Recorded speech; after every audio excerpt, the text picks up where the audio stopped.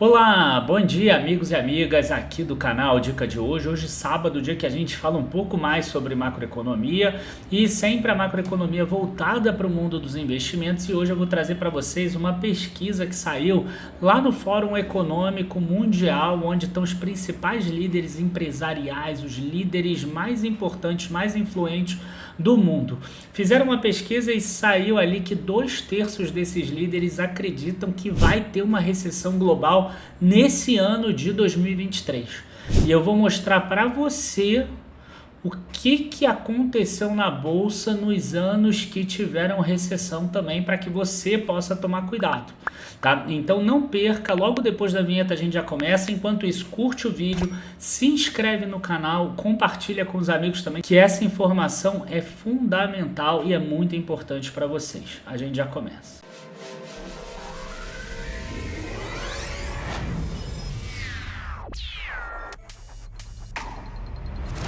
Bom, pessoal, vamos aproveitar e falar algumas coisinhas aqui antes que são importantes, né?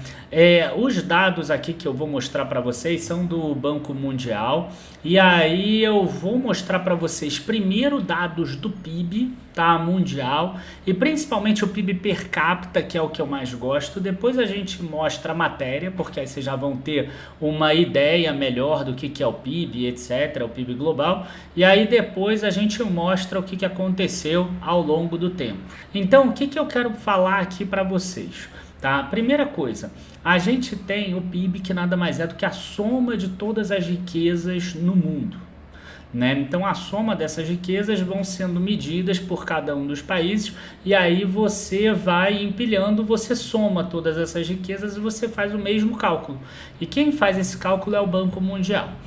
Eu particularmente prefiro usar o PIB per capita. Tá? Por quê? Porque no passado a gente teve um aumento muito grande de população que facilitava, tinha mais gente consumindo produtos e serviços, e agora alguns lugares já está tendo queda dessa população. Então facilita também para a gente fazer esse pareamento com relação ao passado, o que era melhor, o que não é. Então eu particularmente prefiro usar o PIB per capita. Vamos lá agora então para os dados do Banco Mundial. Bom, então aqui a gente tem o PIB per capita desde 1961, são dados compilados pelo Banco Mundial até 2021. 2022 ainda não saiu o resultado final dos países, né? Então vocês podem olhar que o mundo nunca cresceu tanto quanto em 2021, 5%. Por quê? Porque no ano anterior foi menos 4,1% por causa da pandemia, logo foi, enfim, né, foi um evento exógeno aqui, e aí acabou tendo a recuperação no ano seguinte. Então foi a maior queda e a maior alta, só para vocês terem uma noção de como foi estranho em relação ao que já tinha acontecido a questão da pandemia, né? Quando a gente olha aqui, a gente vai ver que na média o PIB per capita mundial ele sobe aqui alguma coisa em torno de 2%, mais ou menos, e ele já teve aqui outras épocas em que ele ficou negativo. Então ele ficou negativo em 1975, em 1982, em 1991 uma recessão bem pequenininha, tá? Aqui em 2009 e aqui em 2020. Então foram 5 vezes que esse PIB acabou ficando negativo quando a gente trata ele mundialmente falando. Várias vezes ele ficou acima de 2%, você vê que acima de 4% também foram poucas vezes. 1964, 1973 e 2021. Tá? Uma outra coisa que eu acho que é legal também a gente mostrar é esse gráfico que está aqui, né? Porque a gente sempre mostra quanto que subiu de percentual, mas é legal a gente ver como que o mundo cresceu ao longo desse tempo. Se você olhar em 1961, a soma de toda a riqueza global produzida naquele ano foi 1,45 trilhão de dólares. Hoje, né, ou em 2021, foi 96,51 trilhão de dólares. Trilhões, no caso. Imagina-se que esse ano vai passar de 100 trilhões de dólares, até porque existe uma inflação também, e naquelas taxas que a gente vê, isso já desconta a inflação. Se a gente quiser dar uma olhada aqui, a gente consegue ver também quais são os países que mais cresceram o PIB, por exemplo. E aí a gente vê aqui, ó, Maldivas, por exemplo, foi o PIB que mais cresceu, 41,7%, seguido pela Líbia, Mônaco, Guiana, a parte de Macau na China, Aruba e Panamá. Na outra ponta a gente tem Afeganistão, Myanmar, Palau, Mariana Islands e Sudão do Sul, tá? Mas isso aqui é só curiosidade para vocês. Vamos passar para a matéria. Recessão global em 2023 é provável, mostra a pesquisa do Fórum Econômico Mundial. Cerca de 18% consideram uma recessão mundial extremamente provável, mais do que o dobro da pesquisa anterior realizada em setembro de 2022. Então eles mostram aqui, né, sobre a questão da possível recessão que vai ter. Até tinha um ponto aqui que eu não estou achando, mas que falava que tinha chance de ter uma recessão na Europa de 91%, quer dizer, 91% das pessoas achavam, né, que estavam lá no Fórum Econômico Mundial, então são pessoas que estão ligadas diretamente à economia e achavam que sim, que poderia ter uma recessão na Europa, né? Então isso aqui é uma coisa que até assusta a gente. Né? Por quê? Porque a gente sabe que a economia crescendo é muito mais fácil para as empresas crescerem também. E aí, se a gente tiver um cenário de recessão, você vai ter menos pessoas querendo consumir, menos pessoas conseguindo crédito, menos pessoas e empresas estando dispostas a aumentar a capacidade dela de produção. Então, a tendência é que a economia contraia, e se a economia contrair, seria normal também que as empresas lucrem menos. Então, esse é o senso comum. E o nosso canal aqui está exatamente aqui para que você não esteja mais no senso comum, né? Então, quer dizer, isso é o que você vai ler nas matérias. Você vai ler isso em qualquer lugar, aí você vai ler isso. E ó, a economia está em recessão, cuidado com a bolsa, melhor ficar na renda fixa, etc. E eu tenho feito um trabalho muito forte para que vocês entendam que o mercado antecipa as coisas, tá? Então eu vou pegar aqui agora os dados de resultados dos índices nos Estados Unidos e no Brasil nos anos em que tiveram recessão global, para vocês conseguirem dar uma olhada no que aconteceu com eles, tá? E eu acho que vai ser uma surpresa para a grande maioria. Bom, então já estamos aqui, tá? Então vamos pegar aqui, ó, 1975, 1982. Eu peguei aqui o retorno do S&P 500 nesse site aqui holandês, que inclusive fala que desde 1957 o S&P 500 rendeu 10,74% ao ano e 6,83% acima da inflação, mas isso aqui também é só curiosidade. Vamos olhar 1975, cara, 1975 é essa coisa aqui, ó, que eu estou mostrando, rendeu quase 40% no ano de recessão, ok? Por quê? Porque ele já tinha caído muito em 74. E aí, o que aconteceu? Em 75 ele recuperou no ano de recessão. Aqui foi em 1982, teve uma queda também. Vamos dar uma olhada no que aconteceu em 1982. É essa alta daqui, uma alta de 21%. Tá? Já teve uma queda aqui antes, o mercado antecipou essa recessão em 81. Tá? Aí a gente vai aqui a 91. 91 foi uma queda pequena, foi uma recessão pequena, né? Então foi 91. Vamos ver aqui se teve aqui, ó, 91, uma alta de 30. Tá? Depois a gente teve aqui, ó, em 2009, menos 2,5%. O que aconteceu em 2009? Logo depois da crise do subprime, ó, 2008 teve uma queda absurda, 2009 recuperou. Certo? E agora, recentemente, em 2020, né? 2020 a gente teve aqui uma alta que não foi absurda, mas foi uma alta de 19%. Então, nos anos de recessão,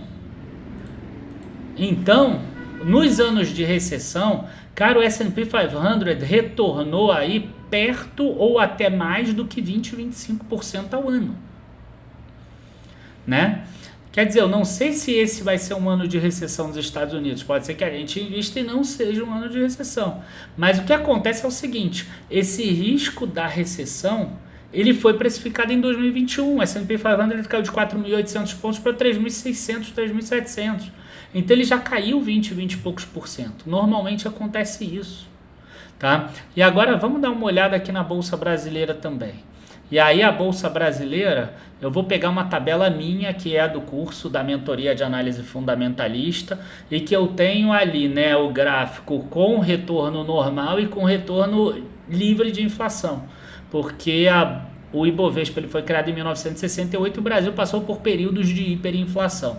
Então eu não vou me tocar muito na planilha, porque é uma planilha que é para alunos do curso, mas eu vou focar ali nos números desses anos e o que está acontecendo nesse período. Tá? Então vamos lá, primeiro foi 1975, né? Então 1975 aqui, ó, você vê que o Brasil já não tem mais tanta correlação, mas mesmo assim subiu 4,15. O outro foi 1982, recessão, ó, já deu menos 20% acima da inflação. Nominalmente deu 63%, mas é porque o Brasil teve uma inflação de 104% naquele ano. O outro foi 91, ó, adiantou, o Brasil cresceu 321%, ano de recessão global. Né? Claro que para o Brasil seria melhor você pegar o PIB do Brasil e não o PIB global, porque o Brasil representa muito pouquinho do PIB global. Tá? Mas, mesmo assim, a gente vê, ó, 2009 foi um ano que o Brasil subiu 75% livre de inflação já. E 2020 acabou sendo um ano que o Brasil caiu 1,09%. Mesmo assim, é um ano que a gente vê que tiveram resultados muito bons. Os anos que foram ruins foram anos que não caíram tanto assim. Tá? Então, esse aqui é o ponto que eu queria trazer para vocês. Em anos de recessão, não necessariamente a gente vai ter problemas em termos de bolsa, porque normalmente a bolsa antecipou essa situação toda nos anos anteriores. Tá? Então isso precisa ficar muito claro para todo mundo que está assistindo o nosso vídeo de hoje. E aí eu vou terminar aqui com um bônus, com uma curiosidade, porque nessa mesma planilha eu tenho os gráficos aqui dos retornos, né, de ano contra ano, de períodos de 2 anos, períodos de 5, período de 10, período de 15, período de 25 anos. Tá? Então, quer dizer, a Bolsa, o Ibovespa em períodos de 25 anos, já descontada a inflação, ela nunca ficou negativa. Na verdade, o menor número que ela teve foi esse aqui, que foi como se fosse inflação mais 2,72% ao longo de 25 anos. Ou seja, no período que se encerrou em 1996 e que começou logo depois da crise aqui de 72, né? Que você compraria 71 no topo e largaria em 96, por exemplo. Esse foi o pior. O melhor chegou a render inflação mais 17, que foi esse daqui. Tá? E que aconteceu de 1982, logo depois da moratória do Brasil, até você sair um pouco antes da crise lá do subprime. Tá? Então, quer dizer, bolsa no longo prazo rende bem. Agora, bolsa durante o período de recessão, ela rende muito melhor, porque normalmente o mercado já precificou a recessão antes. É importante a gente dizer o seguinte, pelo Boletim Focus, o Brasil não está em uma tendência de recessão para esse ano. Tá? As expectativas do Boletim Focus são entre 0,5% e 1%.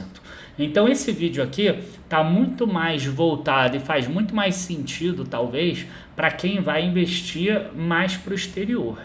Mas se a gente parar e olhar também que o Brasil ele acaba sendo influenciado porque ele tem muita exportadora, é algo que pode acabar dando um rebate no Brasil também. Tá? Então, eu queria aproveitar para mostrar mais uma vez esse tipo de coisa para vocês, porque o que não vai faltar vão ser matérias sensacionalistas, fazendo com que você fuja da bolsa nos melhores momentos para você fazer aporte nelas. Tá? Então, mais um vídeo que a gente trata sobre esse tipo de tema.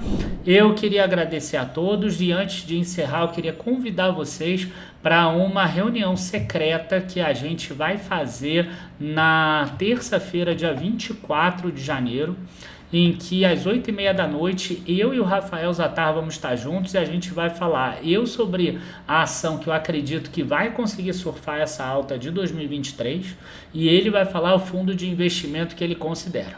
Eu aqui de forma aberta, eu cheguei a fazer um vídeo falando sobre Porto Seguro. E eu falei que aquela era uma opção mais conservadora que eu passaria para o público geral. Nessa reunião secreta, que não vai estar aqui no YouTube, vai estar com um link lá de não listado, então você não vai conseguir, ou senão eu vou até usar outra plataforma, tá? E só vai receber quem tiver cadastrado ali embaixo e receber o link no e-mail ou entrar no grupo do Telegram, e lá vai estar o link também no dia da reunião secreta que a gente vai fazer. E aí lá nessa reunião, aí sim eu explico todos os riscos existentes da empresa, potenciais de alta, riscos de queda também, como a gente sempre foi muito transparente com vocês. Renda variável possui riscos e você sempre precisa ficar atentos a eles e respeitar mais do que tudo o seu perfil de investidor. Se o teu perfil de investidor pede que você tenha 50, 60, 70% em renda fixa, nenhum problema. Se teu perfil pede que você tenha 100% em renda fixa, nenhum problema, tá? Mas saiba que Bolsa de Valores tem esses potenciais de alta que, quando acontecem, multiplicam muito o patrimônio do acionista no final do tempo. Abraços, bons investimentos. Agora sim eu me despeço. Bom final de semana a todos e até a próxima. Tchau, tchau, pessoal.